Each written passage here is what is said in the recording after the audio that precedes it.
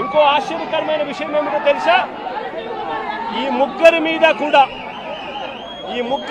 కూడా అంటే రాకేష్ మీద, విక్టర్ మీద, కరీముల్లా మీద, ఈ ముగ్గురి మీద కూడా రౌడీ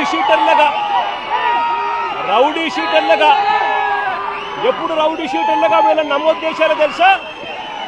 ఈ ఘటన జరిగిన తర్వాత ఇది ఇక పెద్దదవుతూ వస్తూ ఉందని తెలుసుకున్న తర్వాత వీళ్ళని రౌడీ షీటర్లుగా, ఈ ఘటన జరిగిన తర్వాత వీళ్ళని రౌడీ షీటర్లుగా చేశారు. నేను అడుగుతా ఉన్నా, ఇంతకుముందు వీళ్ళు రౌడీ షీటర్లుగా లేరు.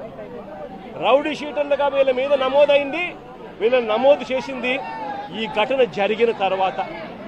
ఇంత ప్రస్ఫుటంగా పోలీసులు ఎలా దుర్మార్గం చేశారు అన్నది ప్రస్ఫుటంగా కనిపిస్తూ ఉంది.